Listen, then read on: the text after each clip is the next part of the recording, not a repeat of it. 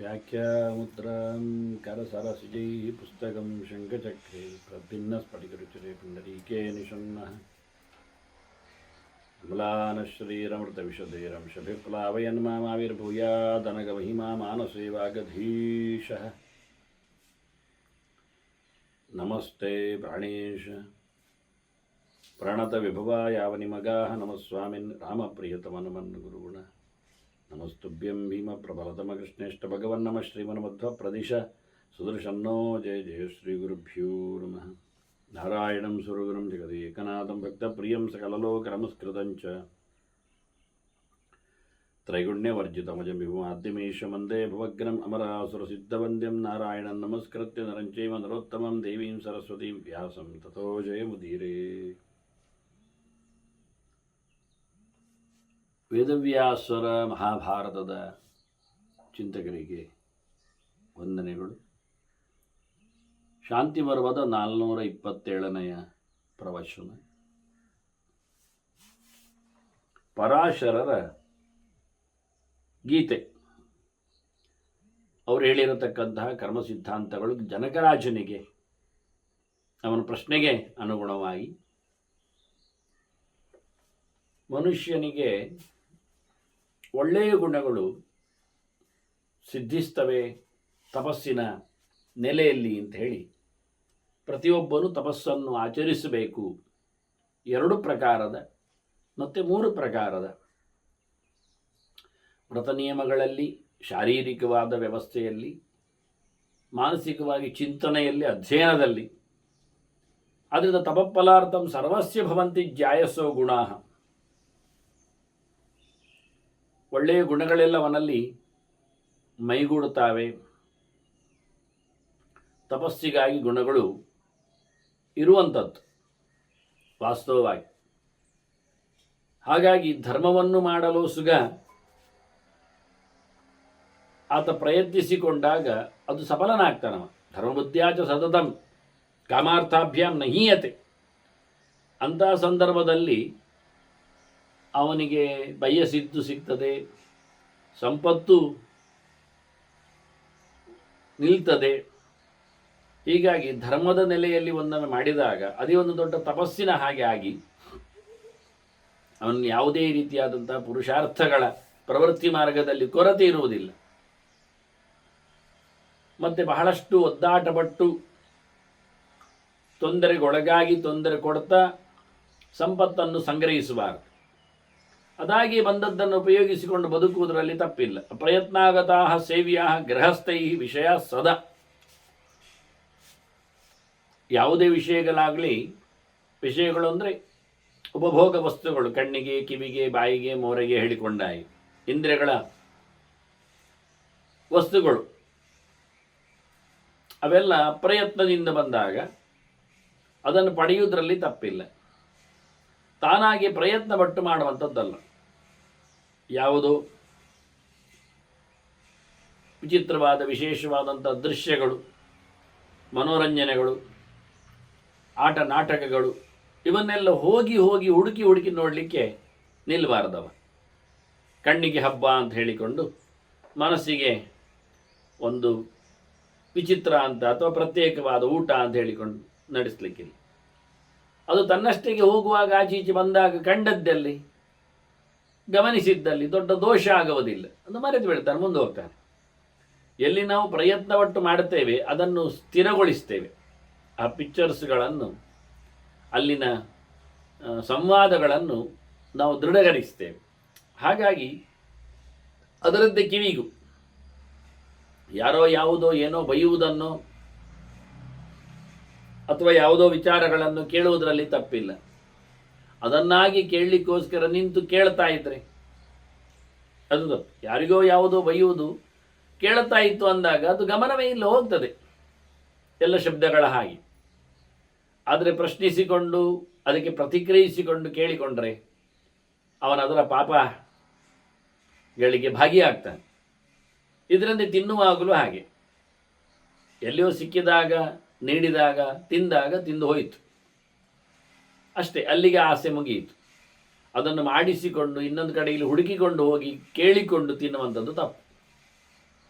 ಹಾಗೆ ಹೇಳುವುದಾಗಿ ಕೇಳಿದವರಿಗೆ ಹೇಳುವುದರಲ್ಲಿ ತಪ್ಪಿಲ್ಲ, ವಿಮರ್ಶೆ ಮಾಡೋದರಲ್ಲಿ ಏನು ಅಸಂಗತ ಅಲ್ಲ.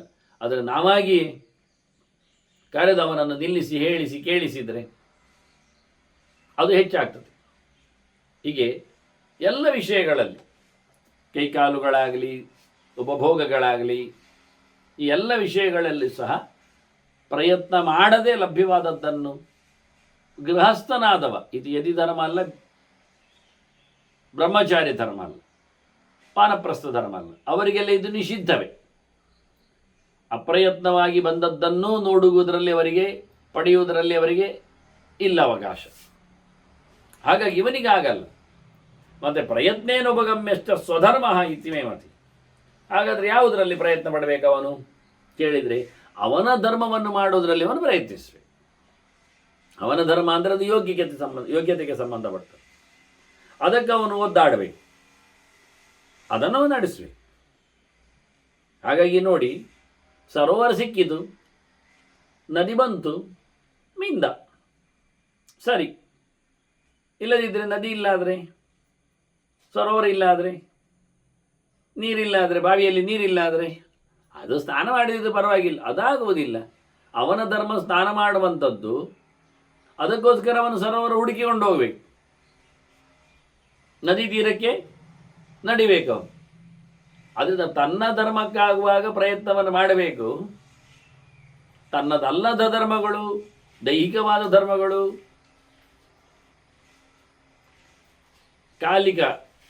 ಅರೆಕಾಲಿಕ, ಇದೀಗಲೇ ಇಷ್ಟಕ್ಕೋಸ್ಕರ ಅಂಥದ್ದಕ್ಕೆಲ್ಲ ಪ್ರಯತ್ನ ಇಲ್ಲದೆ ಸಿಕ್ಕಿದ್ದಷ್ಟೇ ಹೊರತು ನಿತ್ಯ ಧರ್ಮದಲ್ಲಿ, ಸ್ವಧರ್ಮದಲ್ಲಿ ಅವನು ಪ್ರಯತ್ನವನ್ನು ಮಾಡಲಿಕ್ಕೆ ಉಂಟು. ಅದು ಅವನಿಗೆ ಮೇಲ್ಸ್ತರವನ್ನು ತಂದುಕೊಡ್ತದೆ. ಮತ್ತೆ ಕ್ರಿಯಾಧರ್ಮ ವಿಮುಕ್ತಾನ, ವಾಸ್ತವವಾಗಿ ಮಾಡಲಿಕ್ಕೆ ಬರ್ತಾ ಇಲ್ಲ ಅವನಿಗೆ. ನೀವು ಸ್ವಧರ್ಮವನ್ನು ಮಾಡಲಿಕ್ಕೆ ಹೇಳಿದ್ರೆ ಸ್ವಧರ್ಮ ಮಾಡಲಿಕ್ಕೆ ಆಗ್ತಾ ಇಲ್ಲ.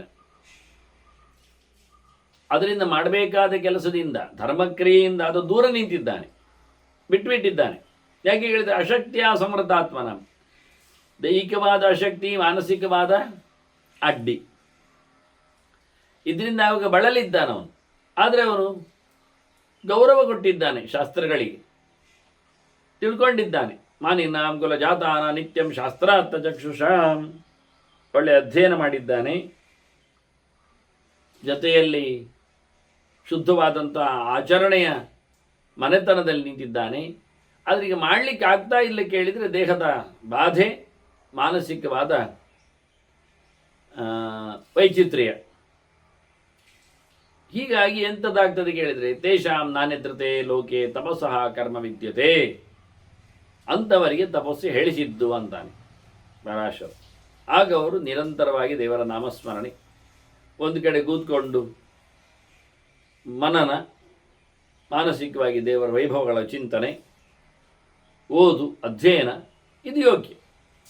ಅವರಿಗೆ ನಡೆದುಕೊಂಡು ಹೋಗಿ ಮುಳುಗೆದ್ದು ಸ್ನಾನ ಮಾಡಲಿಕ್ಕೆ ಆಗ್ತಾ ಇಲ್ಲ ಅಂತ ಹೇಳಿಬಿಟ್ರಿ.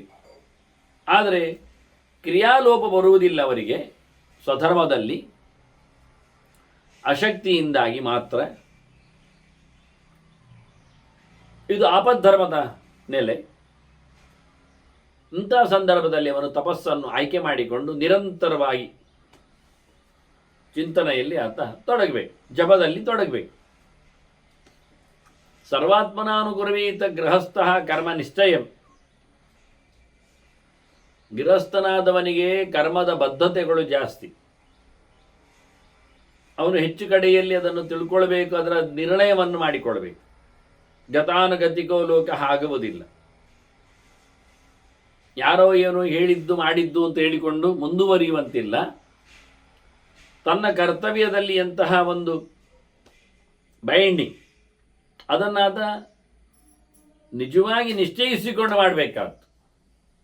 ದಾಕ್ಷೇಣ ಅವ್ಯವ್ಯಾರ್ಥಂ ಸ್ವಧರ್ಮೇ ವಿಚರನ್ ನೃಪ. ಒಳ್ಳೆಯ ಸಮರ್ಥನಾಗಿ ದೇವರ ಆರಾಧನೆಗಳನ್ನು, ಪಿತೃ ಕೈಂಕರ್ಯಗಳನ್ನು ಅದ ತಪ್ಪಿಸದೆ ನಡೆಸಬೇಕು. ದೇವಪಿತೃಕಾರ್ಯಾಭ್ಯಾನ್ನ ಪ್ರಮದಿತವ್ಯಂ ಅಂತ ಹೇಳಿದ್ದು ಇವನಿಗೆ. ವಾಸ್ತವವಾಗಿ ಹೇಗೆ ಮಾಡಬೇಕು ಎನ್ನುವುದನ್ನು ತಿಳ್ಕೊಳ್ಬೇಕು. ಮತ್ತು ನನಗೆ ಗೊತ್ತಿಲ್ಲ ಹೇಳಲಿಕ್ಕಿಲ್ಲ. ನಾನು ಹೇಳಿಬಿಟ್ಟಿದ್ದೇನೆ ಮಾಡುವವರಿಗೆ, ಅವರು ಮಾಡ್ತಾರೆ, ಆಗಿರ್ತೇನೆ ಅಂತ. ಅದಾಗುವುದಿಲ್ಲ. ಅದರಿಂದ ಇಲ್ಲಿ ತಿಳಿಸಿದ್ದವರು ಸರ್ವಾತ್ಮನ ಅನುಕೂರ್ವೀತ, ಎಲ್ಲ ಪ್ರಕಾರದಿಂದಲೂ ಶಾಸ್ತ್ರಕ್ಕನುಗುಣವಾಗಿಯೇ ಕೆಲಸವನ್ನು ಮಾಡಬೇಕು. ಪುರೋಹಿತರು ಹೇಳಿದ್ದಾರೆ ಮಾಡುವಂಥದ್ದಲ್ಲ, ನಡೆಸುವಂಥದ್ದಲ್ಲ. ಇವನು ತಿಳ್ಕೊಳ್ಬೇಕು ಅದನ್ನ ಕರ್ಮದ ನಿಶ್ಚಯ. ಅದು ಹೇಗೆ ಮಾಡಿದ? ವಾಸ್ತು ಅಂತ ಹೇಳಿದ. ಎಂಥದ್ದು ವಾಸ್ತು? ಅದು ಅವನು ಗ್ರಹಯಾಗ ಅಂದ. ಯಾರು ಗ್ರಹರು? ಹೇಗೆ? ಎಲ್ಲಿ ಅಂತ ತಿಳ್ಕೊಳ್ಬೇಕು ಅವನು. ಯಾವ ಹವನ, ಯಾವ ವ್ರತ, ಯಾವ ಪೂಜೆ, ಯಾರು ದೇವರು, ಅವರ ಸ್ವರೂಪಗಳೇನು. ಹೀಗಾಗಿ ನಾನು ಮಾಡತಕ್ಕಂತಹ ನಿರಂತರವಾದ ವಾರ್ಷಿಕವಾದಂತಹ ಹಬ್ಬಗಳಿಗೆ ಪರ್ವ ಸಮೀಕ್ಷೆ ಅಂತ ಬರೆದಿದ್ದೇನೆ. ಅದರಲ್ಲಿ ಅನೇಕ ಪ್ರಕಾರಗಳಲ್ಲಿ ದೇವತೆಗಳ ಸ್ವರೂಪಗಳ ಬಗ್ಗೆ ಅಲ್ಲಲ್ಲಿ ಮಾತುಗಳನ್ನು ಹಾಕಿದ್ದೇನೆ. ಮಾಡುವಾಗ ತಿಳ್ಕೊಳ್ಳದೆ ಮಾಡಬೇಡಿ ಅನ್ನುವ ನೆಲೆಯಲ್ಲಿ ಪ್ರತಿಯೊಂದು ವಿಷಯದಲ್ಲಿ ಅತ್ಯಂತ ಸುಲಭವಾದ ಚಿಂತನೆ ಅಂದಾಗ ನಾನು ಅದನ್ನು ಹೊತ್ತಗೆಯಾಗಿ ಅಥವಾ ಅದರ ಮಾತಾಗಿ ಹೊರಗೆ ತರುವ ಮುಂಚೆ ಅದರ ಬಗ್ಗೆ ಗಮನ ಕೊಟ್ಟಿಲ್ಲ. ಯಮನಿಗೆ ಹಬ್ಬದ ಎದುರಲ್ಲಿ ದೀಪ ಇಡ್ಲಿಕ್ಕಿದೆ, ವಾರ್ಷಿಕವಾದ ದೀಪಾವಳಿ ಹಬ್ಬದ ಹತ್ತಿರದಲ್ಲಿ ತ್ರಯೋದಶಿ ಅಂತ. ಆ ದೀಪವನ್ನು ಕಬ್ಬಿಣದ ದೀಪ ಆಗಬೇಕು, ಪಾತ್ರೆ. ಅದೊಂದು ಮುಖ್ಯಾಂಶ. ಅವನು ಕಾಲ ಮತ್ತೆ ಮೃತ್ಯು ಅನ್ನುವ ಈರ್ವರ ಜೊತೆಯಲ್ಲಿ ಇದ್ದಾನೆ ಅಂತ ಚಿಂತನೆ ಮಾಡಲಿಕ್ಕಿದೆ. ಕೈಯಲ್ಲಿ ಪಾಶದನ್ನು ಹಿಡಿದಿದ್ದಾನೆ ಅನ್ನೋದು ಅಂಶ ಉಂಟು. ಯಾರು ಕಾಲ, ಯಾರು ಮೃತ್ಯು, ಹೇಗಿರುತ್ತಾರೆ, ಅವರನ್ನು ಹೇಗೆ ಗಮನಿಸಬಹುದು, ಗುರುತಿಸಬಹುದು. ಯಮನದ್ದಾದರೂ ಸುಮಾರು ಪಿಕ್ಚರ್ಗಳಿರುತ್ತವೆ. ದಂಡಧರನಾಗಿ, ಕಪ್ಪು ಮೈಯವನಾಗಿ, ಪಾಶ ಹಿಡಿದವನಾಗಿ. ಸರಿ, ಕಾಲ ಮೃತ್ಯುಗಳು ಎಷ್ಟು ತಲೆಯವರು, ಅಥವಾ ಎಷ್ಟು ಕಾಲಿನವರು, ಅಥವಾ ಎಷ್ಟು ಕೈಯವರು, ಅಥವಾ ಎಷ್ಟು ಬಗೆಯ ಬಣ್ಣದವರು ಅನ್ನುವುದನ್ನೆಲ್ಲ ಗಮನಿಸುವುದು ಹೇಗೆ? ಹೇಳಿಕೊಂಡು ಬಂದಾಯಿತು. ಇಷ್ಟರವರೆಗೆ ಅವರನ್ನು ಯೋಚನೆ ಮಾಡಿಕೊಂಡು ಕಬ್ಬಿಣದಲ್ಲಿ ದೀಪ ಇಡಬೇಕೆನ್ನುವುದೇ ಇರ್ತಿರಲಿಲ್ಲ. ನಾನಂದು ಕೊಡುವ ಮೂಲಕ 10-30 ವರ್ಷಗಳಿಂದ ಅದನ್ನು ಜನರು ಪ್ರಸರಿಸಿ ಅಭ್ಯಾಸ ಮಾಡಿಕೊಂಡಿದ್ದಾರೆ. ಏನಾದರೂ ಯಮನಿಗೆ ಅಲ್ವ ದೀಪ ಒಂದು ಇರಲಿ, ಸಾವಂತೂರು ದೂರ ಮಾಡುವ ಅಂತೇಳಿ ಒಂದು ಹೆದರಿಕೆಯಿಂದಲೋ ಧೈರ್ಯದಿಂದಲೋ ಮುಂದುವರೆದಿದ್ದಾರೆ. ಅದು ಒಳ್ಳೆಯದೇ ವಿಷಯ. ಆದರೆ ಈ ಬಾರಿ ಮತ್ತೆ ನಾನು ಕಾಲ ಮತ್ತೆ ಮೃತ್ಯು ಯಾರು ಅನ್ನುವುದರ ಬಗ್ಗೆ ಸ್ವಲ್ಪ ವಿಷಯಗಳನ್ನು ಗಮನಿಸಿ ನೀಡಿದ್ದೆ. ಹೀಗೆ ನಾವು ಮಾಡುವ ವಿಷಯದಲ್ಲಿ ಸ್ವಲ್ಪ ತಿಳುವಳಿಕೆಯನ್ನು ಸಂಪಾದನೆ ಮಾಡಿದಾಗ ಆತ ಅದರಿಂದ ಎತ್ತರದನವನ್ನು ಪಡಿತಾನೆ ಅಂತ ಕ್ರಮ. ಅದಕ್ಕೋಸ್ಕರವೇ ಪರ್ವ ಸಮೀಕ್ಷೆ, ದೇವತೆಗಳ ಬಗ್ಗೆ ಸ್ಪಷ್ಟ ಕಲ್ಪನೆ ಮತ್ತು ಕರ್ಮಾಂಗಗಳ ಬಗ್ಗೆ ಒಂದು ಅಧಿಕೃತವಾದ ಶಾಸ್ತ್ರೀಯವಾದ ಚೌಕಟ್ಟಿನಲ್ಲಿ ನಡೆಸುವ ವಿಧಾನ ಅಥವಾ ವಿಧಿ. ಇದಿಷ್ಟು. ಇದನ್ನು ಪ್ರತಿಯೊಬ್ಬ ಗೃಹಸ್ಥನು ನಡೆಸಲೇಬೇಕಾದ್ದು. ಅದು ಇಬ್ಬರ ಕ್ರಿಯೆಯಲ್ಲಿ, ಒಂದು ಪೂರ್ವ ಒಂದು ಅಪರ ಅಂತಾರೆ. ಒಂದು ದೇವತೆಗಳ ಕೆಲಸ, ಒಂದು ಪಿತೃಗಳ ಕೆಲಸ ಅಂತ. ಒಂದು ಸವ್ಯದಿಂದ, ಒಂದು ಅಪಸವ್ಯದಿಂದ ಅಂತ. ಇದನ್ನು ನಿರಂತರವಾಗಿ ನಡೆಸಲೇಬೇಕಾದ್ದು. ಯಥಾ ನದಿ ನದಾಹ ಸರ್ವೇ ಸಾಗರೇ ಯಾಂತಿ ಸುಸ್ಥಿತಿಂ ಏವಂ ಆಶ್ರಮಿಣ ಸರ್ವೇ ಗೃಹಸ್ಥೇ ಯಾಂತಿ ಸಂಸ್ಥಿತಿಂ ಅಂತ.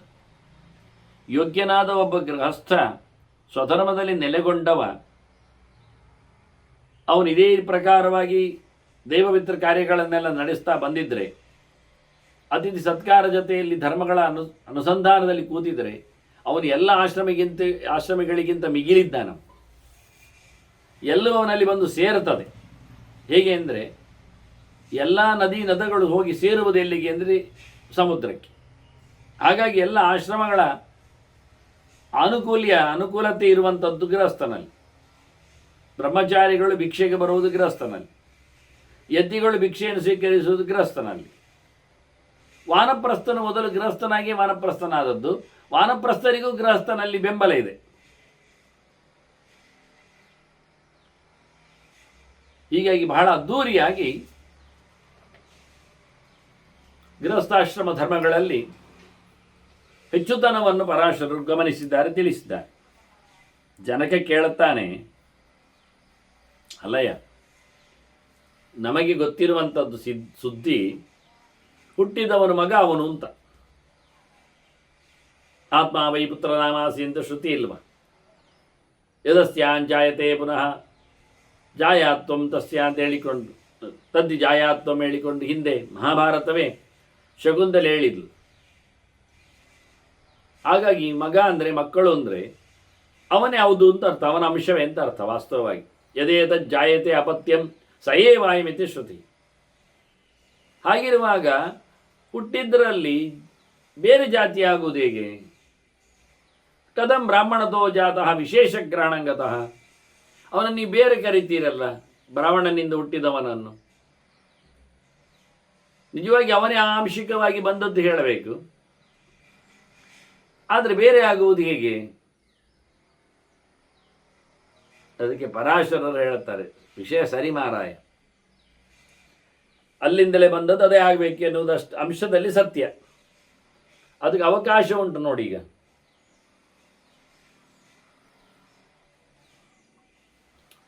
ಬ್ರಹ್ಮನಿಂದ ಎಲ್ಲ ಹುಟ್ಟಿದ್ದಲ್ಲ ಪ್ರಪಂಚ, ಹಾಗೆಲ್ಲೋ ಬ್ರಾಹ್ಮಣ ಅಂತ ಆಗಬೇಕಿತ್ತಲ್ಲ, ಆಗಲಿ. ಇದು ಬಂದ ಪ್ರಕಾರ ಉಂಟಲ್ಲ, ಚತುರ್ಣಾಮೇವ ವರ್ಣಾನಾಮ ಆಗಮಃ ಪುರುಷರ್ಷವ. ಬ್ರಾಹ್ಮಣ ಬಂದ ಸೃಷ್ಟಿ ಆರಂಭದಲ್ಲಿ ಮೂನೆಯಿಂದ, ತೋಳಿನಿಂದ ಕ್ಷತ್ರಿಯ ಬಂದ, ತೊಡೆಯಿಂದ ವೈಶ್ಯ ಬಂದ, ಪಾದದಿಂದ ಶೂದ್ರ ಬಂದ. ಇದು ಅವರ ಕರ್ಮಗಳನ್ನು ತಿಳಿಸಿಕೊಳ್ತಾ ಬಂದದ್ದು ಅವಯವಗಳಲ್ಲಿ. ಇದರಲ್ಲಿ ಭಗವಂತನಿಂದ ಸೃಷ್ಟಿ ಅಂದಾಗ ಅವಯವಗಳಲ್ಲಿ ಏನು ಭೇದ ಇಲ್ಲ. ನೇನಾನಾಸ್ತಿ ಕಿಂಚನ ಸರ್ವತಪ್ಪಾಣಿ ಪಾದಂತ ಸರ್ವತೋಕ್ಷಿ ಶಿರೋಮುಖಂ ಸರ್ವತಶ್ರುತಿ ಮಲ್ಲೋಕೆ ಸರ್ವಮಾವರ್ತೆ ತಿಷ್ಠತಿ ಅಂತ ಹಿಂದೆ ಮಹಾಭಾರತವೇ ಹೇಳಿತ್ತು. ಕೃಷ್ಣನ ವಿಶ್ವರೂಪದ ಬಗ್ಗೆ ಮಾತಾಡಿದಾಗ ಎಲ್ಲಿ ನೋಡಿದರಲ್ಲಿ ದೇವರದ್ದು ಕೈಗಳು, ಕಾಲುಗಳು, ತಲೆಗಳು, ಹೊಟ್ಟೆಗಳು, ಅನಂತ ಬಾಹೂದರ ವಕ್ತ್ರ ನೇತ್ರಂ. ಹಾಗಾಗಿ ತಲೆಯಿಂದ ಹುಟ್ಟಿದ್ದು ಅಂದಾಗ, ಪಾದದಿಂದ ಹುಟ್ಟಿದ್ದು ಅಂದಾಗ ಸ್ಥಾನ ನಿರ್ದೇಶದಲ್ಲಿ ವ್ಯತ್ಯಾಸ ಕಾಣುವುದಿಲ್ಲ. ತಲೆ ಇದ್ದಲ್ಲೇ ಕಾಲಿತ್ತು, ಕಾಲಿದ್ದಲ್ಲೇ ತಲೆ ಇರ್ತದೆ. ಮತ್ತೆ ದೇವರ ಅವಯವಗಳಲ್ಲಿ ವ್ಯತ್ಯಾಸ ಇಲ್ಲ. ದೇವರ ಕೈಯೂ ಕಾಲ ಆಗ್ತದೆ, ಕಾಲು ತಲೆ ಆಗ್ತದೆ. ಸಕ್ಕರೆ ಕಡ್ಡಿಯ ಸಕ್ಕರೆ ಪಾಕದ ಗೊಂಬೆ ಮಾಡಿದ ಹಾಗೆ, ಅದು ಕಾಲ ಆದ್ರೇನು ಸಕ್ಕರೆ, ಕೈ ಆದ್ರೇನು ಸಕ್ಕರೆ. ಸ್ವಲ್ಪ ಪಾಕವನ್ನು ಎರಕವನ್ನು ಮೇಲಕ್ಕೆ ಕೆಳಗೆ ಮಾಡಿದರೆ ಕಾಲು ತೆಗೆದು ಕೈ ಮಾಡಿ ಇಡಬಹುದು, ಕೈಗೆ ತೆಗೆದು ಕಾಲಿಗೆ ಇಡಬಹುದು. ಹಾಗೆ ಭಗವಂತನ ಕತೆ ಜ್ಞಾನಾನಂದಾತ್ಮಕವಾದದ್ದು, ಅಪ್ರಾಕೃತವಾದದ್ದು. ಹಾಗಾಗಿ ಅದಕ್ಕೆ ಕೂಡುತ್ತದೆ, ಸರಿ ಇರ್ತದೆ. ಅದು ವ್ಯವಸ್ಥಿತವಾಗಿ ನಿಂತಿದೆ. ಇಲ್ಲಾಂದರೆ ನಮ್ಮದು ಕೈಕಾಲುಗಳಲ್ಲಿರತಕ್ಕಂಥ ಪಾಂಚಭೌತಿಕವಾದ ವಿನ್ಯಾಸಗಳಲ್ಲಿ ಅವುಗಳ ಶ್ಯಾರಿಂಗ್ ವ್ಯತ್ಯಾಸ ಇದೆ. ಬೋನ್ಸ್ಗಳಾಗಲಿ, ಅದು ಇನ್ನಿತರ ವಸ್ತುಗಳಾಗಲಿ, ಅದರ ಸ್ಟ್ರಕ್ಚರ್ಗಳಾಗಲಿ ಚೇಂಜಸ್ ಇದೆ. ಆದ್ದರಿಂದ ಕೈ ಕಾಲ ಆಗುವುದಿಲ್ಲ, ಕಾಲು ಕೈ ಆಗುವುದಿಲ್ಲ. ಕಣ್ಣು ಕಿವಿ ಆಗೋದು, ಕಿವಿ ಕಣ್ಣಾಗೋದು. ದೇವರದ್ದಾಗಲ್ಲ.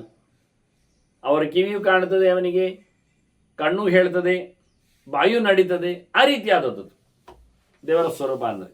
ಅಪ್ರಾಕೃತವಾದ ಭಗವಂತನ ಮತ್ತು ಲಕ್ಷ್ಮಿಯ ಚಿಂತನೆ ಆಗಿದೆ. ಅಷ್ಟೇ ಅಲ್ಲದೆ ದೇವರು ಮಲಗಿದಾಗ ಸೃಷ್ಟಿಯಾದದ್ದು. ಇದು ಸೃಷ್ಟಿ ಆರಂಭದಲ್ಲಿ ಅದನ್ನು ದೇವರದ್ದು ತಲೆ ಮೇಲೆ ಕಾಲು ಕೆಳಗೆ ಹೇಳಲಿಕ್ಕೂ ಆಗೋದಿಲ್ಲ. ಮಲಗಿದಾಗ ಎಲ್ಲವೂ ಕೆಳಗೆ ಇರ್ತದೆ. ಹೀಗೆ ಯಾವ ಪ್ರಕಾರದಿಂದಲೂ ಇದು ಅವನ ವೃತ್ತಿಯನ್ನು ತಿಳಿಸಲಿಕ್ಕೆ, ಬಾಯಿಯಿಂದ ಬಂದದ್ರಿಂದ ಅವನು ಬಾಯಿಯ ಕೆಲಸ ಮಾಡಬೇಕು ಅಂತ, ಅಧ್ಯಯನದ ಕೆಲಸ, ಮಾತಿನ ಕೆಲಸ. ತೋಳಿನಿಂದ ಬಂದಕ್ಕೋಸ್ಕರ ತೋಳಿನ ಕೆಲಸ, ಆಯುಧ ಹಿಡಿದು ಹೋರಾಡಿ ದೇಶವನ್ನು ರಕ್ಷಣೆ ಮಾಡುವ ಕೆಲಸ. ಜನಕ್ಕೆ ಹೊಡೆಯುವ ಕೈಯಲ್ಲಿಯೂ ಅಭಯ ಕೊಡಲಿಕ್ಕೆ ಉಂಟು. ಹಾಗೆ ಸಜ್ಜನರಿಗೆ ಕೂತುಕೊಂಡು ವ್ಯಾಪಾರ ವ್ಯವಹಾರ ಮಾಡಿಕೊಳ್ಳುವಂಥದ್ದು ವೈಶ್ಯರ ಕೆಲಸ. ಗಲ್ಲಾಪೆಟ್ಟಿಗೆಯಲ್ಲಿದ್ದುಕೊಂಡು ಪರಿಚರ್ಯೆ ಮಾಡುವಂಥದ್ದು, ನಡೆದಾಡಿಕೊಂಡು ಅಲ್ಲಿಗಿಲ್ಲಿಗೆ ಅಂತ ಓಡಾಡ್ತಾ ಅವರ ಇವರ ಅಂತ ಹೇಳಿ ಸೇವೆಯನ್ನು, ಅವರಿಗೆ ಅನುಕೂಲವಾಗುವಾಗಿ ಉಪಕಾರವನ್ನು ನಡೆಸಿಕೊಡುವಂಥದ್ದು ಉಳಿದವರ ಕೆಲಸ. ಹೀಗಾಗಿ ಈ ಸಂಚಾರಶೀಲವಾದಂತಹ ಕತೆ ಅದೆಲ್ಲವೂ ಆ ರೀತಿಯಾಗಿ ಒಬ್ಬರಿಗಿಂದ ಒಬ್ಬರಿಗೆ ವಿಷಯವನ್ನು ತಿಳಿಸುವಂಥದ್ದು, ವಸ್ತುವನ್ನು ಕೊಟ್ಟು ಬರುವಂಥದ್ದು ಎಲ್ಲ. ಅದರಿಂದ ಇಬ್ಬರಿಗೂ ಅನುಕೂಲ ಆಗ್ತದೆ. ಅಷ್ಟೇ ಅಲ್ಲದೆ ಇಬ್ಬರು ಹಾರೈಕೆಯನ್ನು ಕೊಡ್ತಾರೆ ಅವನಿಗೆ. ತಂದು ಕೊಟ್ಟೆ ಮಾರಾಯ, ಒಳ್ಳೆಯದಾಯ್ತು, ಸಮಯಕ್ಕೆ ಸರಿಯಾಗಿ ತಂದು ಕೊಟ್ಟೆ, ಸರಿಯಾಯ್ತು, ಕೊಟ್ಟು ಬಂದೆಯಾ, ಒಳ್ಳೆಯದಾಯ್ತು ಅಂತ ಕೊಡ್ಲಿಕ್ಕೆ ಹೇಳಿದವ ಕೊಡ್ತಾನೆ. ಒಂದು ಮದ್ದು ಅಂತ ತಿಳ್ಕೊಳ್ಳಿ. ಒಂದು ಹಳ್ಳಿಯಲ್ಲಿ ಹೇರಳವಾಗಿ ಆಗ್ತದೆ ಅದು, ಬೇರುವೋ ಕಾಂಡವೋ ಗಿಡವೋ ಬೀಜವೋ ಹಣ್ಣು. ಇನ್ನೊಂದು ಊರಿನಲ್ಲಿ ಅದು ಇಲ್ಲ. ಆ ಊರು ಮಧ್ಯದಲ್ಲಿ ನದಿ ಬಂದಿದೆ, ದಾಟಿ ಹೋಗ್ಬೇಕು. ಕಳಿಸಿಕೊಡ್ಲಿಕ್ಕೆ ಯಾರನ್ನಾದರೂ ಕಳಿಸ್ಬೇಕು.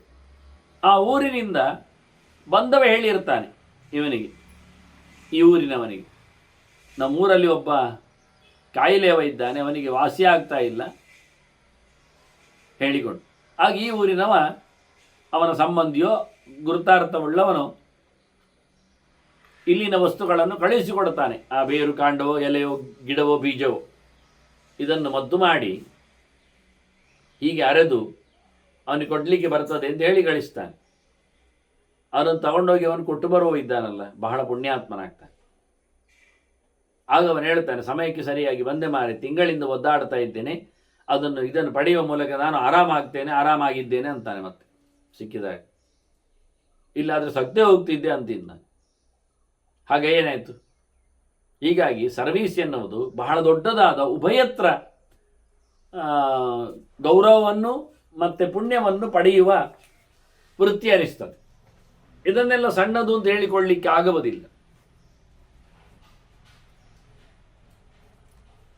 ದೊಡ್ಡ ಮಟ್ಟಿನ ಪೂಜೆ ಪುನಸ್ಕಾರ ಆಗುವಾಗ, ಹೋಮ ಹವನಗಳಾಗುವಾಗ, ಅದಕ್ಕೆ ಬೇಕಾಗಿರತಕ್ಕ ಸಮಿತಿ ಪುಷ್ಪಗಳನ್ನೆಲ್ಲ ಕಾಡಿಗೆ ಹೋಗಿ ಮರ ಹತ್ತಿ ಕೊಯ್ದು ತರಲಿಕ್ಕಿರುವಾಗ ಇವನೇ ಎಲ್ಲವನ್ನು ಮಾಡಿಕೊಳ್ಳುವುದಾದರೆ, ಹೋಮ ಹವನ ಮಾಡುವವನೇ ಹೂ ಹಣ್ಣುಗಳನ್ನೆಲ್ಲ ತಂದುಕೊಳ್ಬೇಕು, ಅವನೇ ಅಡುಗೆಯನ್ನು ವ್ಯವಸ್ಥೆಗಳನ್ನೆಲ್ಲ ಮಾಡಿಕೊಳ್ಳಬೇಕು. ಅಂದರೆ ಅವನದು ಹೋಮ ಮುಗಿಯುವಾಗ ಸಂಜೆ ಆಗ್ತದೆ, ಊಟ ಮಾಡುವಾಗ ಮರುದಿನವೇ ಆಗ್ಬೋದು ಮತ್ತೆ ಅವನು. ಆದ್ದರಿಂದ ಹೋಮ ಹವನಗಳ ಬೆಳಿಗ್ಗೆಯಿಂದ ನೆಲೆಗೊಂಡ್ರೆ, ತಂದುಕೊಡುವವನು ಹೋಗಿ ಕಾಡಿನಿಂದ ತಂದು ಬಿಟ್ಟರೆ, ಸಮಿತಿಗಳನ್ನು ಹೂ ಹಣ್ಣುಗಳನ್ನೆಲ್ಲ ಆಗ ತಂದಾಗಿದ್ದರೆ, ಮಧ್ಯಾಹ್ನದೊಳಗೆ ಅಡುಗೆ ಮಾಡ್ತಾ ಕೂತ್ರೆ ಮಧ್ಯಾಹ್ನದಲ್ಲಿ ಎಲ್ಲರೂ ಸರಿ, ಎಲ್ಲರಿಗೂ ಉಂಟು. ಕಾಡಿಗೆ ಹೋಗಿ ತಂದವನಿಗೂ ಊಟ ಉಂಟು, ಅಡುಗೆ ಮನೆಯಲ್ಲಿ ಬೇಯಿಸಿದವನಿಗೂ ಊಟ ಆಗ್ತದೆ, ಕಟ್ಟೆಯಲ್ಲಿ ಕೂತು ಹೋಮ ಮಾಡಿದವನಿಗೂ ಊಟಕ್ಕೆ ಹಾಕ್ಲಿಕ್ಕೆ ಉಂಟು. ಬಂದದನ್ನು ನೋಡಿಕೊಂಡು ಚಂದ ಕಂಡೋದನ್ನು ಕಣ್ಣು ತುಂಬಿಸಿಕೊಂಡು ಹೋದವರಿಗೂ ಊಟ ಉಂಟು. ಹಾಗಾಗಿ ಇದನ್ನು ಎಲ್ಲರೂ ಸೇರಿ ಆಗಿಸುವಂಥದ್ದು ಅಂದರು, ನಡೆಸುವಂಥದ್ದು. ಅದಕ್ಕೋಸ್ಕರ ಕರ್ಮದ ಶ್ಯಾರಿಂಗ್. ಒಂದು ಮನೆಯಲ್ಲಿ ನೋಡಿಕೊಳ್ಳುವ ಇದ್ದೇ ಇದ್ದಾನೆ ಮನೆಯನ್ನು. ಎಲ್ಲರೂ ಮನೆಯನ್ನು ನೋಡಿಕೊಳ್ಳಲಿಕ್ಕೆ ಬರುವುದಿಲ್ಲ. ಒಬ್ಬ ತಲೆ ಕೊಡುವವನಿದ್ದಾನೆ, ಜೋರು ಮಾಡುವವನಿದ್ದಾನೆ, ಉಸ್ತುವಾರಿ. ಇನ್ನೊಬ್ಬ ತಂದಾಗುವನಿದ್ದಾನೆ, ಪೇಟೆ ಕೆಲಸ ಮಾಡುವನಿದ್ದಾನೆ, ಒಂದಿಷ್ಟು ಬೆಳೆಸುವನಿದ್ದಾನೆ, ಹೂ ಹಣ್ಣುಗಳನ್ನು ತರಕಾರಿಗಳನ್ನು. ಅದರ ಜವಾಬ್ದಾರಿ ಇರ್ತದೆ ಅವನಿಗೆ. ಮಗದೊಬ್ಬ ಅವನಿಗೆ ಸಹಾಯ ಮಾಡ್ತಾನೆ, ಇವನಿಗೂ ಸಹಾಯ ಮಾಡ್ತಾನೆ, ಅವನು ಹೇಳಿದ್ದು ಕೇಳ್ತಾನೆ, ಇವನು ಹೇಳಿದ್ದು ಕೇಳ್ತಾನೆ. ಆದ್ದರಿಂದ ಒಬ್ಬೊಬ್ಬನಿಂದ ಒಂದೊಂದು ಕೆಲಸ ಆಗುವುದಿಲ್ಲ. ಎಲ್ಲರೊಟ್ಟು ಸೇರಿದಾಗ ಮನೆಯಲ್ಲಿ ಎಲ್ಲ ಧರ್ಮಗಳು ಬೆಳೀತವೆ. ಅಧ್ಯಯನ ಧರ್ಮ ಬ್ರಾಹ್ಮಣ್ಯ, ಪಾಲನೆ ಧರ್ಮ ಕ್ಷತ್ರಿಯ, ವ್ಯವಹಾರ ಧರ್ಮ ವೈಶ್ಯ, ಪರಿಚರ್ಯವಾದಂತಹ ಶೂದ್ರ, ಈ ಎಲ್ಲ ಧರ್ಮಗಳು ಒಟ್ಟಾಗಲಿಕ್ಕೆ ಉಂಟು ಮಾರಾಯ. ಹಾಗಾಗಿ ಇವರೆಲ್ಲ ಪ್ರತ್ಯೇಕ ಆದದ್ದು ಹೌದು. ನೀನು ಕೇಳಿದಾಗೆ ಹುಟ್ಟಿದವನೇ, ಆದ್ದರಿಂದ ಅವನೇ ಬರಬೇಕಾದ್ದು ಸರಿ, ಬಂದಿದ್ದಾನೇ ಹೌದು, ವ್ಯತ್ಯಾಸವೂ ಆಗಿದೆ. ಅದು ಕ್ರಮ ಅಂತ. ಇದಕ್ಕೊಂದು ಬಹಳ ಸುಂದರವಾದ ಒಂದು ಸೂತ್ರ ಆಚಾರ್ಯ ಮಧ್ವರು ಉಲ್ಲೇಖ ಮಾಡಿದ್ದು.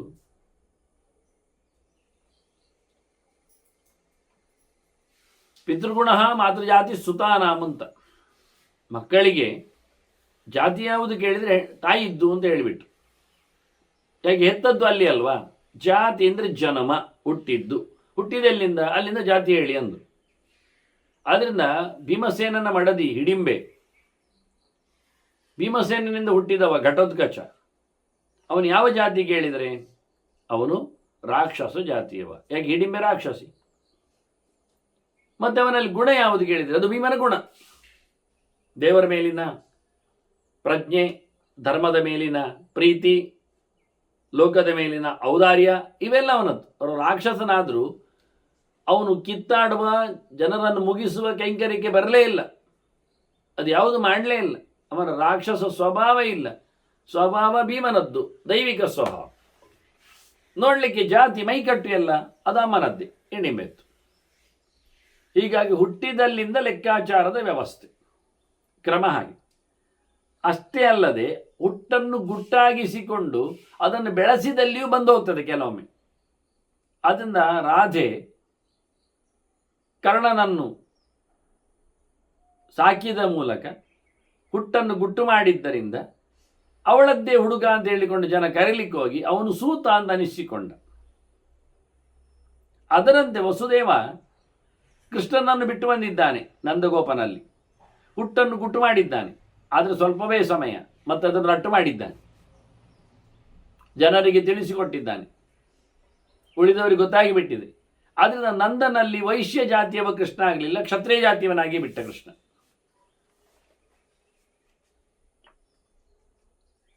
ಅದರಂತೆ ವಸುವಿನ ಮಗಳು, ಉಪರಿಚರ ವಸುವಿನದ್ದು, ಅಂದರೆ ಭೀಷ, ಹೆತ್ತದ್ದು ಮೀನು. ಆದ್ದರಿಂದ ಮೀನಿನ ವಾಸನೆ ಅವಳಾದ್ಲು, ಮತ್ಸ್ಯಗಂಧಿ. ಅವಳನ್ನು ಪರಾಶರರು ವ್ಯಾಸನ ಸೃಷ್ಟಿಯಲ್ಲಿ ಅಮ್ಮನನ್ನಾಗಿಸಿದ್ರು. ಮತ್ತವಳು ಕಾಳಿ ಶಂತನುವಿಗೆ ಸಿಕ್ಕಿದ್ಲು. ಅವಳನ್ನು ಬೆಸ್ತರವಳು ಅಂತಾಗ ಗಮನಿಸಿದ್ರು. ಆದರೆ ಬೆಸ್ತರವ ಸಾಕಿದ್ದಷ್ಟೇ, ಬೆಸ್ತರವನವಳಲ್ಲ ಅವಳು. ಈಗ ಜಾತಿಗಳು, ಗುಣಲಕ್ಷಣಗಳು, ಧರ್ಮಗಳೆಲ್ಲ ಭಾರಿ ಭಾರಿ ಬದಲಾಗ್ತವೆ. ವೇದವ್ಯಾಸರಿಂದ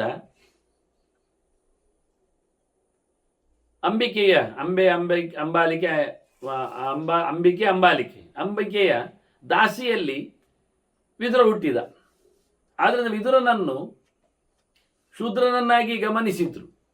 ಆದರೆ ವ್ಯಾಸರ ಗುಣವಂತಿಕೆಯಿಂದಾಗಿ ಅವನನ್ನು ಅದ್ಭುತವಾದಂತಹ ಗುಣವಂತನನ್ನಾಗಿಯೇ ಗಮನಿಸಿಕೊಂಡ್ರು, ಮುಂದುವರಿಸಿಬಿಟ್ರು. ಗ್ರಾಹ್ಯಾವುದು ಗುಣವಂತ ಜಾತಿಗಿಂತ. ಇದರ ಬಗ್ಗೆ ಮತ್ತೆ ವಿಶ್ಲೇಷಣೆ ಮಾಡ್ತಾನೆ, ಜನಕ್ಕನೇ ಕೇಳುತ್ತಾನೆ. ಹಾಗೆ ಇವು ಹೇಳುತ್ತಾನೆ, ಪರಾಶರ ವ್ಯವಸ್ಥೆ ಸರಿ ಇದೆ, ಅದರಲ್ಲಿ ಏನಾಗಿದೆ ಅಂದರೆ ಬೇರೆ ಬೇರೆ ಜನರಲ್ಲಿ ಬೇರೆ ಬೇರೆ ರೀತಿಯಿಂದ ಹುಟ್ಟಿ ಬಂದಾಗ ಅವರ ಒಂದು ಗುಣವಂತಿಕೆ ಕೆಲಸ ಮಾಡಿದೆ. ತಪಸಸ್ತ್ವಪಕರ್ಷೇಣ ಜಾತಿಗ್ರಹಣತಾಂಗತಃ. ತಪಸಸ್ತ್ವಪಕರ್ಷೇಣ, ವಾಸ್ತವವಾಗಿ ಅವರ ತಪಸ್ಸಿನ ಒಂದು ಬಲ ಉಂಟಲ್ಲ, ಅದರಿಂದ ಈ ಹುಟ್ಟಿನಲ್ಲಿ ಕೆಲವೊಂದು ಎಡವಟ್ಟುಗಳು, ಹೆಚ್ಚು ಕಡಿಮೆಗಳು, ಮೇಲ್ಪಂಕ್ತಿಗಳು ಸಾಗಿ ಬಂದಿವೆ. ವಾಸ್ತವವಾಗಿ ಶ್ರುತ್ರೇಷ್ಟಾತ್ರ ಸುಬೀಜಾಚ್ಯ ಪುಣ್ಯೋ ಭವತಿ ಸಂಭವ. ಹುಟ್ಟು ಸ್ಪಷ್ಟ ಅಂದರೆ ಇಲ್ಲಿ ಗೊತ್ತಾ, ಕ್ಷೇತ್ರವೂ ಒಳ್ಳೆಯದು, ಬೀಜವೂ ಒಳ್ಳೆಯದು. ಕ್ಷೇತ್ರ ಅಂದರೆ ಹೆಣ್ಣು, ಉಗಮಿಸುವ ಜಾಗ. ಕ್ಷೇತ್ರ ಅಂದರೆ ಇವತ್ತು ಗದ್ದೆಯನ್ನು ಕರೀತಾರೆ, ಜಾಗವನ್ನು ಹೇಳುತ್ತಾರೆ. ಉಡುಪಿ ಕ್ಷೇತ್ರ ಅಂತ ಹೇಳುವ ಹಾಗೆ, ಧರ್ಮಕ್ಷೇತ್ರ ಅಂತ ಕರೆದ ಹಾಗೆ. ಕ್ಷೇತ್ರ ಅಂದರೆ ನಾಡು, ನೆಲೆವೀಡು, ತಾಣ. ಹಾಗಾಗಿ ನಾವಲ್ಲಿ ಬೀಜ ಹಾಕಿದರೆ ಒಳ್ಳೆಯ ಜಾಗದಲ್ಲಿ ಬೀಜವು ಒಳ್ಳೆಯದಿದ್ದರೆ ಒಳ್ಳೆ ಮರ ಆಗ್ತದೆ. ಅದೇ ಒಳ್ಳೆಯ ಜಾಗ ಬೀಜ ಕೆಟ್ಟದಿದ್ದರೆ ಒಳ್ಳೆ ಮರ ಆಗುವುದಿಲ್ಲ. ಆದರೆ ಒಳ್ಳೆ ಬೀಜ ನೆಲ ಹಾಳಿದರೆ ಒಳ್ಳೆ ರೀತಿಯಲ್ಲಿ ಫಲ ಬರುವುದಿಲ್ಲ, ಬೆಳೆ ಬರುವುದಿಲ್ಲ. ಇಷ್ಟೇ. ಅದನ್ನು ಒಳ್ಳೆಯ ಬೀಜವೂ ಬೇಕು. ಕೇವಲ ಒಳ್ಳೆ ಬೀಜ ಇದ್ದರೆ ಸಾಲದು, ನೆಲವೂ ಒಳ್ಳೆಯದಿರಬೇಕು. ಕೇವಲ ನೆಲ ಒಳ್ಳೆದಿದ್ದರೆ ಸಾಲದು, ಬೀಜ ಒಳ್ಳೆಯದು. ಎರಡೂ ಒಳ್ಳೆಯದಾಗಿದ್ದರೆ ಸುಕ್ಷೇತ್ರಾಚ್ಯ ಸುಬೀಜಾಚ್ಯ ಪುಣ್ಯೋ ಭವತಿ ಸಂಭವ. ಒಳ್ಳೆಯ ಸೃಷ್ಟಿಯನ್ನು ನಾವು ಕಾಣಲಿಕ್ಕೆ ಬರ್ತದೆ. ಇಲ್ಲದಿದ್ದರೆ ಅಥೋನ್ಯತರತೋ ಹೀನಾತ್ ಅವರೋ ನಾಮ ಜಾಯತೆ. ಇಲ್ಲಾದರೆ ಮೇಲೆ ಕೆಳಗೆ ಆಗ್ತದೆ. ಕ್ಷೇತ್ರಕ್ಕಿಂತ ಬೀಜ ಗುಣಮಟ್ಟ ಕಮ್ಮಿ ಆದರೆ, ಬೀಜಕ್ಕಿಂತ ಕ್ಷೇತ್ರ ಗುಣಮಟ್ಟ ಕಮ್ಮಿ ಆದರೆ ಸೃಷ್ಟಿಯಲ್ಲಿ ಅವರ ಸೃಷ್ಟಿ ಆಗ್ತದೆ, ನೀಚ ಸೃಷ್ಟಿ ಆಗ್ತದೆ, ಉತ್ತಮ ಮಟ್ಟದ್ದು ಆಗುವುದಿಲ್ಲ. ಅದನ್ನು ನಾವು ಸಂಕರ ಅಂತ ಕರಿತೇವೆ. ಸುಕ್ಷೇತ್ರ ಕೂಡಿಸು ಸುಬೀಜ ಇಲ್ಲ, ಮತ್ತೆ ಸುಬೀಜ ಅಲ್ಲತ್ತು ಅಸುಬೀಜ. ಅಂತಹ ಸಂದರ್ಭದಲ್ಲಿ ಸುಪುಣ್ಯ ಜನ್ಮ ಆಗಲಿಲ್ಲ, ಅಸುಪುಣ್ಯ ಜನ್ಮ, ಸುಪುಣ್ಯ ಅಲ್ಲದ ಜನ್ಮ ಆಗಿ ಬಿಡುತ್ತದೆ. ಇದೆಲ್ಲ ಕ್ರಮ ಹಾಗೆ ಸೃಷ್ಟಿಯ ಕ್ರಮದಲ್ಲಿ ವೈವಿಧ್ಯಗಳು ಆಗಿ ಹೋಗಿವೆ. ಕ್ಷತ್ರಿಯ, ಅಧಿರಥ, ಅಂಬಷ್ಟ, ಉಗ್ರ, ವೈದೇಹಕ, ಶ್ವಪಾಕ, ಉಲ್ಕಸ, ಸ್ಥೇನ, ನಿಷಾದ, ಸೂತ, ಮಾಗಧ, ಅಯೋಗ, ಕಾರಣ, ಪ್ರಾತ್ಯ, ಚಾಂಡಾಲ, ಹೀಗೆಲ್ಲ ಹೆಸರುಗಳು ಬಂದಿವೆ. ಇವರಲ್ಲಿ ಮೇಲೆ ಕೆಳಗೆ ಆಚೆ ಈಚೆ ಸಂಬಂಧಗಳಿಂದಾಗಿ ಅದು ಮತ್ತೆ ಮುಂದುವರಿತದೆ. ಈಗ ಬ್ರಾಹ್ಮಣನಿಂದ ವಾಸ್ತವವಾಗಿ ನೋಡಿಕೊಳ್ಳುವುದಾದರೆ ಒಬ್ಬ ಕ್ಷತ್ರಿಯ ಯೋಗ್ಯನಾದವ, ಅವನು ಬ್ರಾಹ್ಮಣ ಹೆಣ್ಣನ್ನು ಮದುವೆಯಾದ. ಸಹಜವಾಗಿ ಕ್ಷತ್ರಿಯನಾದವ ಇದು ಮಾಮೂಲಿ ಆಗಲೇಬೇಕೆಂದಲ್ಲ, ಆಗುವ ಸಂಭವಗಳು ಹೆಸರಿನಲ್ಲಿ. ಹಾಗಾಗಿ ಬ್ರಾಹ್ಮಣಿಯಲ್ಲಿ ಕ್ಷತ್ರಿಯನಿಂದ ಹುಟ್ಟಿದವನು ಸೂತನಾಗ್ತಾನೆ.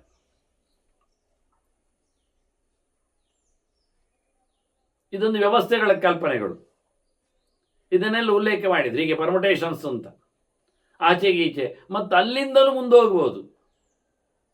ಒಮ್ಮೆ ಸಂಕರಗೊಂಡವನಿಂದ ಮತ್ತೆ ನೈಜವಾದ ಜಾತಿಗಳಲ್ಲಿ ಹುಟ್ಟಿದರೆ, ಅಥವಾ ಸಂಕರದಲ್ಲಿಯೂ ಸಂಕರ ಜಾತಿಯಲ್ಲಿ ಹುಟ್ಟಿದರೆ, ಅದರಲ್ಲಿ ಉತ್ತಮನಾದವನಿಂದ ಸಣ್ಣವನಿಗೆ, ಉತ್ತಮಳಾದವಳಲ್ಲಿ ಸಣ್ಣವನಿಂದ, ಹೀಗೆಲ್ಲ ವಿಪರೀತಗಳು ಎಲ್ಲ ಆಗಿ ಹೋದರೆ ಇವನ್ನೆಲ್ಲ ಶಾಸ್ತ್ರಗಾರರು ಗುರುತಿಸಿದ್ದಾರೆ. ಇಲ್ಲಿರತಕ್ಕಂಥ ವಂಶವಾಹಿಗಳು ವ್ಯತ್ಯಾಸಗೊಂಡದ್ದನ್ನು ಗಮನಿಸಿದ್ದಾರೆ. ಜನಕ ಕೇಳ್ತಾನೆ, ನೀವಾಗ ಹೇಳಿದ್ದಲ್ಲ ಬ್ರಹ್ಮಣೈಕೇನ ಜಾತಾನ ನಾನಾತ್ವಂ ಗೋತ್ರದ ಕದಂ, ಎಲ್ಲರಿಗೂ ಬ್ರಹ್ಮಗೋತ್ರ ಅಂತ ಹೇಳುವ, ನಿಮ್ಮದು ಬಗೆ ಬಗೆಯ ಗೋತ್ರಗಳೆಂಥದ್ದು ಮಾರಾಯರೆ, ಅಂದರೆ ವರ್ಷಿಣಲ್ ವಂಶ ಆರಂಭ. ಅದಕ್ಕೂ ಪರಾಶರ ಹೇಳ್ತಾರೆ, ಹೌದು ಮಾರಾಯ, ರಾಜನ್ ನೈತತ್ ಭವೇತ್ ಗ್ರಾಹ್ಯಂ ಅಪಗೃಷ್ಟೇನ ಜನಮನ. ಅವರಲ್ಲಿ ಹೆಚ್ಚು ಕಡಿಮೆಯಾಗಿ ಬಂದದ್ದು ಒಪ್ತೇನೆ, ಆದರೆ ಅದನ್ನು ಅಕ್ಸೆಪ್ಟ್ ಮಾಡಿದ್ದೇನೆ. ಯಾಕೆಂದರೆ ಪ್ರತಿಷ್ಠಿತ ವೇದವಿಧ ದಮೇನ ತಪಸೈವೈ, ಅವರಲ್ಲಿ ಗುಣಮಟ್ಟ ಜೋರುಂಟಲ್ಲ ಮಾರಾಯ. ಮಹಾತ್ಮನಾಂ ಸಮುತ್ಪತ್ತಿ ತಪಸಾ ಭಾವಿತಾತ್ಮನಾಂ, ಅವರೆಲ್ಲ ಋಷಿಗಳಾಗಿದ್ದಾರೆ, ದೇವರನ್ನು ಕಂಡವರಿದ್ದಾರೆ, ಆತ್ಮ ಸಂಭಾವಿತರು, ಭಗವಂತನಿಂದ ಅನುಗ್ರಹಕ್ಕೆ ಪಾತ್ರರಾದವರು, ದೇವರ ಭಕ್ತಿಯನ್ನು ಸಂಪಾದನೆ ಮಾಡಿಕೊಂಡವರು, ಎಚ್ಚರವನ್ನು ವಹಿಸಿಕೊಂಡವರು.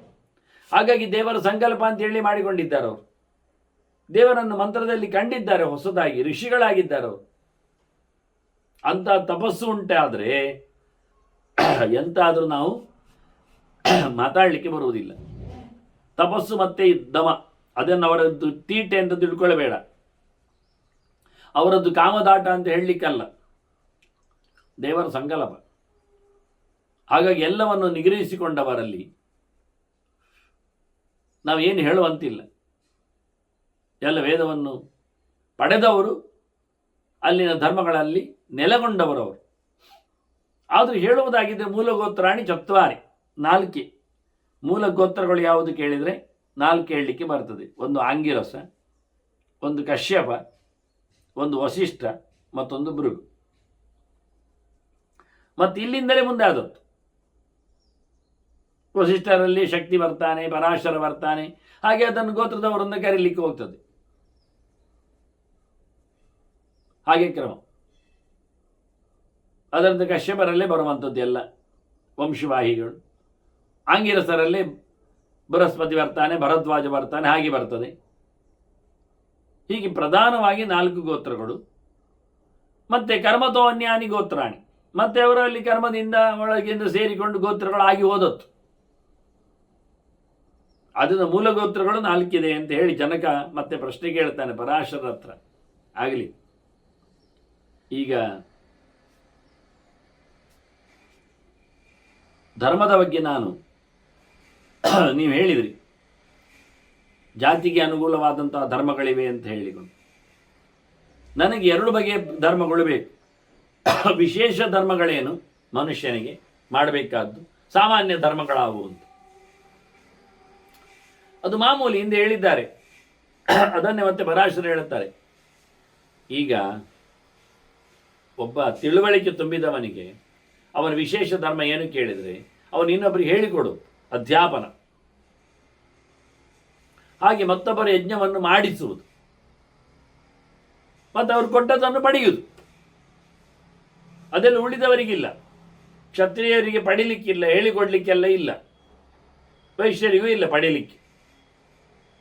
ಹಾಗಾಗಿ ಪ್ರಧಾನವಾದ ವಿಶೇಷ ಧರ್ಮ ಎಕ್ಸ್ಕ್ಲೂಸಿವ್ ಅಂತ ಅರ್ಥ. ಅದು ಬ್ರಹ್ಮಜ್ಞಾನಿಗಳಿಗಾಗುವಾಗ ಅದು ಬರ್ತದೆ. ಕಲಿಯುವುದು ಎಲ್ಲರಿಗೂ ಉಂಟು, ಅದು ವಿಶೇಷ ಧರ್ಮ ಅಲ್ಲ. ದಾನ ಮಾಡುವುದು ಎಲ್ಲರಿಗೂ ಉಂಟು, ಅದು ವಿಶೇಷ ಅಲ್ಲ. ಅದು ವಿಶೇಷವಾದದ್ದು ಕಲಿಸುವುದು, ಪಡೆಯುವುದು. ಪ್ರತಿಗ್ರಹ ಕ್ಷತ್ರಿಯನಿಗಿಲ್ಲ, ವೈಶ್ಯನಿಗಿಲ್ಲ. ನೆನಪಿಟ್ಟುಕೊಳ್ಳಿ, ಕೊಟ್ಟದ್ದನ್ನು ಪಡೆಯುವ ಧರ್ಮ ಕ್ಷತ್ರಿಯನಿಗಿಲ್ಲ. ದಾನ ಸ್ವೀಕರಿಸುವ ಕತೆ ಇಲ್ಲ ಅವನಿಗೆ. ವೈಶ್ಯನಿಗೂ ಇಲ್ಲ, ಕೊಡಲಿಕ್ಕೆ ಮಾತ್ರ. ಶೂದ್ರನಿಗಿಲ್ಲ, ದಾನ ಸ್ವೀಕಾರ ಇಲ್ಲ. ಹೋಮ ಮಾಡಿಸ್ಲಿಕ್ಕೆ ಇಲ್ಲ. ಹೋಮ ಹೋಗಿ ಇನ್ನೊಬ್ಬರದ್ದು ಮಾಡಿಸ್ಲಿಕ್ಕಿಲ್ಲ. ಕ್ಷತ್ರಿಯನಾದವ ಯಾರದ್ದು ಹೋಗಿ ಹೋಮ ಮಾಡಿಸುವುದಿಲ್ಲ, ಅವನು ಮಾಡಿಸಬೇಕು ಹೊರತು ಅವನು ಮಾಡುವುದಲ್ಲ. ಹಾಗೆ ಅವನು ಕಲಿಬೇಕು, ಕಲಿಸ್ಲಿಕ್ಕಿಲ್ಲ. ಮತ್ತವನಿಗೆ ಲೋಕವನ್ನು ಪಾಲನೆ ಮಾಡುವುದು ಅವನ ಧರ್ಮ. ವೈಶ್ಯರಿಗೆ ಕೃಷಿ, ದನ ಸಾಕಣೆ, ಪ್ರಾಣಿ ಸಾಕಣೆ, ವ್ಯವಹಾರ, ವ್ಯಾಪಾರ. ಇವರ ಹೇಳಿದ ಕೆಲಸದಲ್ಲಿ ತೊಡಗಿ ಸಂತೋಷವನ್ನು ಪಡೆದು ಎತ್ತರಕ್ಕೇರುವಂತಹ ಭಾಗ್ಯ ಅದು ಶೂದ್ರನಿಗೆ. ಇದೆಲ್ಲ ವಿಶೇಷ ಧರ್ಮಗಳು. ಇನ್ನಿಲ್ಲಿ ಸಾಮಾನ್ಯ ಧರ್ಮ ಯಾವುದು? ಆನುಶಂಸ್ಯಂ, ಮನುಷ್ಯ ಮಾತ್ರನ ಮೇಲೆ ಪ್ರೀತಿ, ಹಿಂಸೆ ಮಾಡದಿರುವುದು, ಕಠೋರವಾಗಿ ಮಾತಾಡದಿರುವುದು, ಮನುಷ್ಯತ್ವ, ಅಹಿಂಸೆ, ಅಪ್ರಮಾದ, ಎಚ್ಚರಗೇಡಿತನ ಇಲ್ಲ, ಬೇಜವಾಬ್ದಾರಿತನ ಇಲ್ಲ, ಆಗಲೆಲ್ಲ ಹೇಳಿ ಅಸಡ್ಡೆ ಇಲ್ಲ, ಸಂವಿಭಾಗಿತ, ಎಲ್ಲರಿಗೂ ಎಲ್ಲವನ್ನು ವಿಭಾಗ ಮಾಡಿ ಹಂಚಿ ತಿನ್ನಬೇಕು, ಎಲ್ಲವನ್ನು ಕೊಡಬೇಕು, ಶ್ರಾದ್ದ ಕರ್ಮ ಪಿತೃಕರ್ಮ ಮಾಡಬೇಕು, ಆತಿಥೇಯಂಚ ಅತಿಥಿ ಸತ್ಕಾರಗಳು, ಸತ್ಯಂ ಅಕ್ರೋಧೇವಚ, ಸಿಟ್ಟು ಮಾಡಲಿಕ್ಕಿಲ್ಲ, ಸ್ವೇಷು ದಾರೇಶು ಸಂತೋಷ, ಅತ್ಯಾಚಾರ ಅನಾಚಾರ ವ್ಯಭಿಚಾರಗಳಿಗೆ ಅವಕಾಶ ಇಲ್ಲ, ಇರಬಾರದು, ಶೌಚಂ ಮಡಿವಂತಿಗೆಯನ್ನು ಕಾಪಾಡಿಕೊಳ್ಳುವುದು, ನಿತ್ಯಾನಸೂಯತ, ಯಾರ ಮೇಲೆ ಯಾವತ್ತೂ ಹೊಟ್ಟೆಗಿಚ್ಚು ಮಾಡಲಿಕ್ಕಿಲ್ಲ. ಎಲ್ಲರೂ ಅವರವರ ಸಾಧನೆಯಲ್ಲಿ ಮುಂದೆ ಹೋಗ್ತಾ ಇರ್ತಾರೆ, ಹೋಗಲಿ, ನಿನಗಾಗಲಿಲ್ಲ ಮಾಡು, ಮುಂದುವರಿ. ಆತ್ಮಜ್ಞಾನ, ದೇವರ ಎಚ್ಚರ, ತಿದೀಕ್ಷಾಚ, ಸೈರಣೆ, ಸಹನೆ, ಧರ್ಮ ಸಾಧಾರಣ ಅಂದರೆ ಇವೆಲ್ಲ ಸಾಧಾರಣವಾದದ್ದು. ವಿಕರ್ಮಾವಸ್ಥಿತ ವರ್ಣ ಪತಂತಿ ನರಕೆ ತ್ರಯ. ಇಲ್ಲಿ ಹೇಳಿದ್ದಾಯ್ತಲ್ಲ, ಅದನ್ನ ಬ್ರಾಹ್ಮಣ, ಕ್ಷತ್ರಿಯ, ವೈಶ್ಯ ಹೇಳಿದ್ದನ್ನು ಮಾಡದಿದ್ದರೆ ಬೀಳ್ತಾರೆ, ಪೆಡ್ದಿಂತಾರೆ.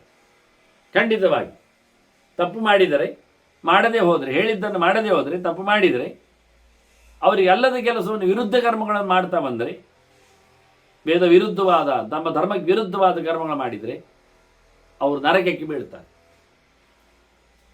ಮತ್ತೀವ ಸಂಸ್ಕಾರ ಯೋಗ್ಯನಾಗದವ, ಅವನಿಗೆ ಅವನ ವ್ಯವಸ್ಥೆ ಇಲ್ಲೇ ಇಲ್ಲಿ, ಅದಲ್ಲ ಇಲ್ಲಿ. ಅವನಿಗೆ ಹೇಳಲಿಲ್ಲ, ಮಾಡಲಿಲ್ಲ ಅಷ್ಟೇ. ನೀವು ಹೇಳಿದೆ, ಮಾಡಲಿಲ್ಲ, ನಿಮ್ಮದು ತಪ್ಪು. ಉನ್ನಮಂತ್ಯತಾ ಸಂತಂ ಆಶ್ರಿತ್ಯ ಸ್ವಕರ್ಮಸ್. ಅವರವರ ಕೆಲಸದಲ್ಲಿ ಅವರು ತೊಡಗಿದ್ರೆ ಖಂಡಿತವಾಗಿ ಅವರನ್ನು ಧರ್ಮಮೇ ಮೇಲಕ್ಕೆಬ್ಬಿಸ್ತದೆ, ಮೇಲಕ್ಕೆ ಕಳಿಸ್ತದೆ. ವಾಸ್ತವವಾಗಿ ನಚಾಪಿ ಶೂದ್ರ ಪದತೀತಿ ನಿಶ್ಚಯ ನಚಾತ ಸಂಸ್ಕಾರಮಿಹಾರ್ಹತೀತಿವ. ಅವನಿಗೆ ಶೂದ್ರ ಇವತ್ತು ಬೆಳಿಗ್ಗೆದ್ದು ಜಪ ಮಾಡಲಿಲ್ಲ, ಬಿದ್ದೋದ, ಸತ್ತ, ಹಾಗೆ ಹೇಳಲಿಕ್ಕಿಲ್ಲ. ಅವನಿಗೆ ನೀವು ಸಂಸ್ಕಾರ ಮಾಡಿದ್ದೀರಾ? ಇಲ್ಲ, ಆದ್ರಿಂದ ಮಾಡಲಿಲ್ಲವಷ್ಟೇ. ಮಾಡಿದರೆ ಮಾಡ್ತಿದ್ದ, ಮಾಡಲಿಕ್ಕೆ ಶ್ರುತಿ ಹೇಳಲಿಲ್ಲ, ಸರಿ ತಾನೆ. ಶ್ರುತಿ ಪ್ರಯುಕ್ತಂ ನಚ ಧರ್ಮ ಮಾಪ್ನೋತೆ. ಆದ್ದರಿಂದ ಅವನಿಗೆ ವೇದೋಕ್ತವಾದ ಕರ್ಮವನ್ನು ಮಾಡುವಲ್ಲಿ ಅಧಿಕಾರ ಇಲ್ಲ. ಇಲ್ಲ ಹೇಳಿ, ಇಲ್ಲ ಅಂತ ಅಲ್ಲ, ಅಷ್ಟೇ ಅಲ್ಲ, ಮಾಡಿದರೆ ತಪ್ಪಾಗುವುದಿಲ್ಲ. ನಜಾಸ್ಯ ಧರ್ಮೇ ಪ್ರತಿಷೇಧನಂ ಕೃತಂ. ನೀನು ದೇವಸ್ಥಾನಕ್ಕೆ ಬರಬಾರ್ದು ಅಂತ ಅವನು ಹೇಳಲಿಲ್ಲ. ನಾವು ಅವನಿಗೆ ನಾರಾಯಣ ನಾರಾಯಣ ಹೇಳಬಾರ್ದು ಅಂತ ಹೇಳಲಿಲ್ಲ.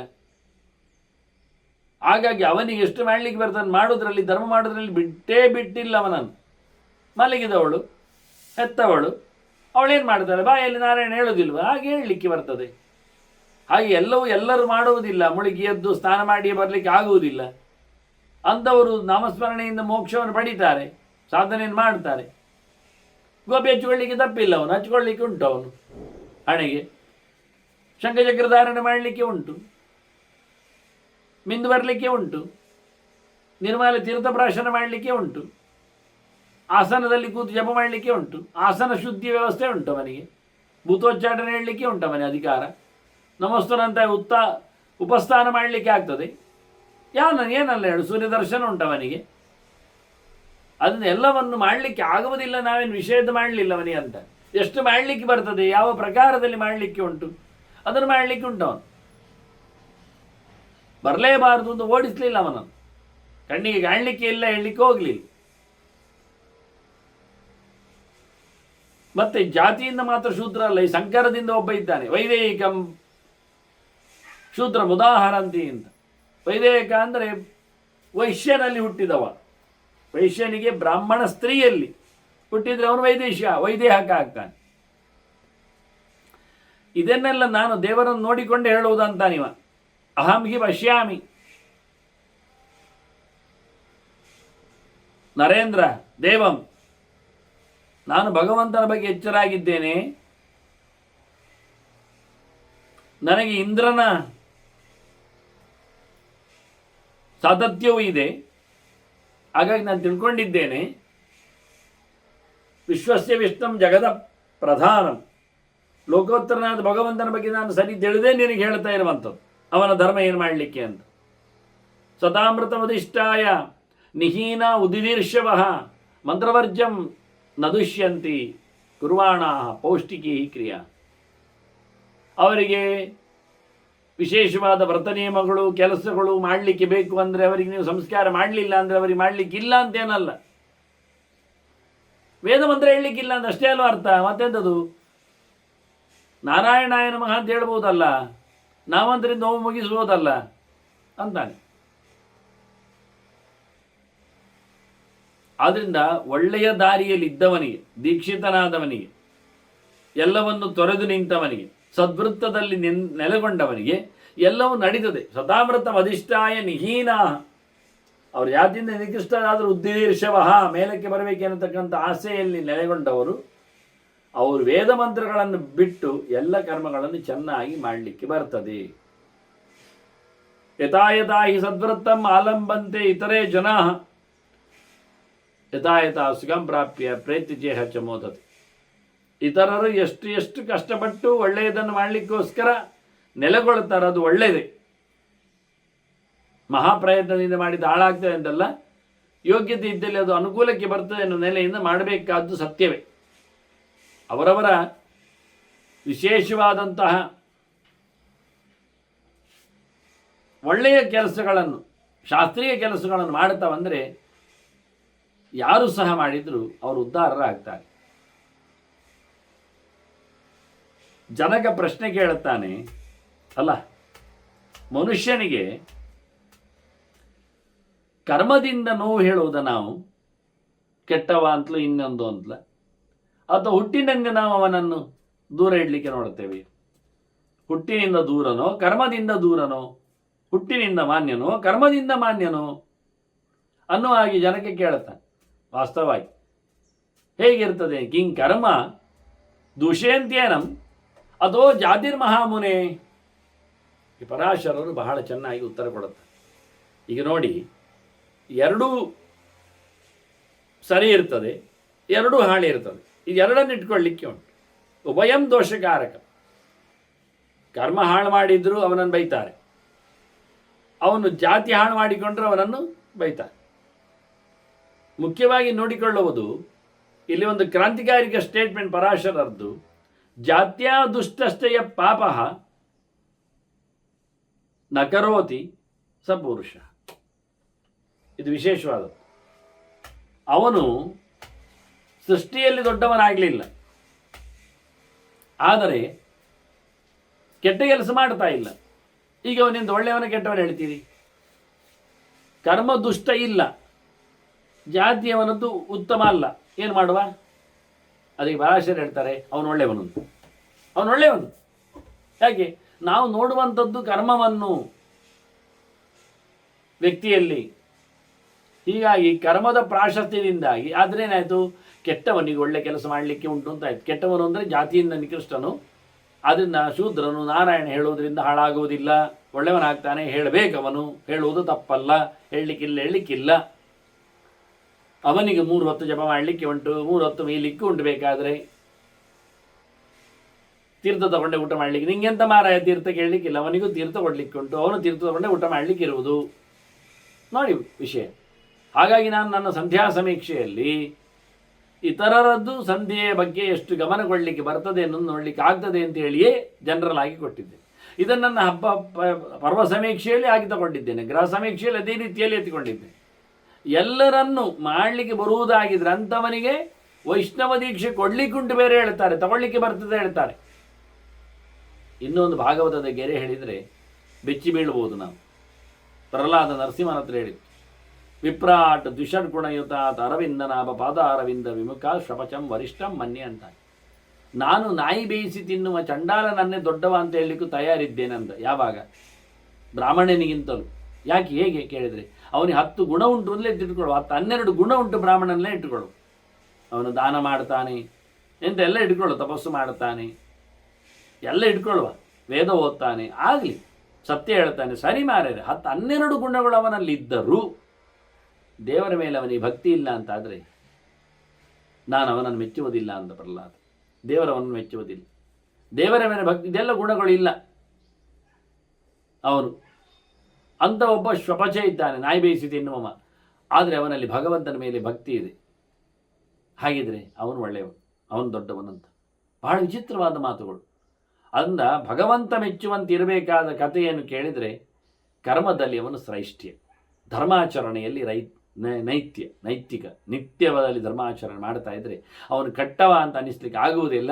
ಅದನ್ನು ಹುಟ್ಟಿ ಬಂದದ್ದರೇ ದೊಡ್ಡ ಸಂಗತಿ, ಹುಟ್ಟಿ ಬಂದದ್ದರಿಂದಲೇ ಕೆಳಗೆ ಬೀಳುವಂಥ ಸಂಗತಿ ಅಲ್ಲ. ಅದನ್ನು ಉಳಿಸಿಕೊಳ್ಳುವುದರಲ್ಲಿ, ಬೆಳೆಸಿಕೊಳ್ಳುವುದರಲ್ಲಿ ಕರ್ಮದಿಂದ ಅವನನ್ನು ನಾವು ಒಳ್ಳೆದು ಹೇಳಲಿಕ್ಕಾಗ್ತದೆ. ಹೀಗಾಗಿ ಹಿಂದೆಯೂ ಬಂತು ಮಾತದು ಅನೇಕ ಪ್ರಶ್ನೆಗಳಲ್ಲಿ. ಅದನ್ನು ನವೇ ಶೂದ್ರ ಭವೇ ಶೂದ್ರ ಬ್ರಾಹ್ಮಣೋ ನ ಚ ಬ್ರಾಹ್ಮಣ ಅಂತೇಳಿ ಭೀಷ್ಮರು ಹೇಳಿದ್ದಾರೆ. ಹುಟ್ಟಿನಿಂದ ಶೂದ್ರನನ್ನು ನೀನು ಶೂದ್ರ ಅಂತ ಕರಿಬೇಡ, ಹುಟ್ಟಿನಿಂದ ಬ್ರಾಹ್ಮಣನನ್ನು ಬ್ರಾಹ್ಮಣ ಅಂತೇಳಿ ಮರ್ಯಾದೆ ಮಾಡಲಿಕ್ಕೆ ಹೋಗಬೇಡ, ಅವನನ್ನು ಪಾದ ಪ್ರಕ್ಷಾಳನೆಗೆ ಕರೆಯುವುದೇನು, ಮೂರ್ತಿ ಆರಾಧನೆ ನಿಲ್ಲಿಸುವುದೇನು, ಎಂಥ ಪ್ರಯೋಜನ ಅಂತಾನೆ. ಅವನು ಹೋಟೆಲಿಗೆ ಹೋಗಿ ಅಸತ್ ಪದಾರ್ಥಗಳನ್ನು ಏಕಾದಶಿ ಎಂದು ತಿಂದು ತೇಗಿ ಬಂದವನನ್ನು ನೀವು ಏನು ಅಂತ ಹೇಳ್ತೀರಿ? ಅವನು ಯಾಕೆ ನಮಗೆ? ಅವನೊಂದು ವಿಪ್ರೋಚಿಷ್ಟದಲ್ಲಿ ಅವನ ಮನೆ ಒಳ್ಳೆಯದಾಗ್ತದೆ, ಉದ್ಧಾರ ಆಗ್ತದೆ, ಮನೆ ಹಾಳಾಗ್ತದೆ ಅಂಥವನಿಂದ ಅವ್ರು ಹೇಳೋ ರೀತಿ. ಆದ್ದರಿಂದ ಗುಣವಂತಿಕೆಯಲ್ಲಿ, ಅವನ ಕರ್ಮನಿಷ್ಠೆಯಲ್ಲಿ ನೀವು ಅವನನ್ನು ಗಮನಿಸಿ ಅನ್ನುವ ಮುಖ ಬಹಳ ಸುಂದರವಾದ ಮಾತುಗಳು. ಇದನ್ನು ಇನ್ನೂ ಮುಂದಕ್ಕೆ ವಿವರಣೆಯನ್ನು ಪರಾಶರ ತರ್ತಾರೆ. ಮತ್ತೆ ಕೇಳುವ ವಂದನೆಗಳೊಂದಿಗೆ ಶ್ರೀಕೃಷ್ಣ ನಾರಾಯಣ ನಾರಾಯಣ.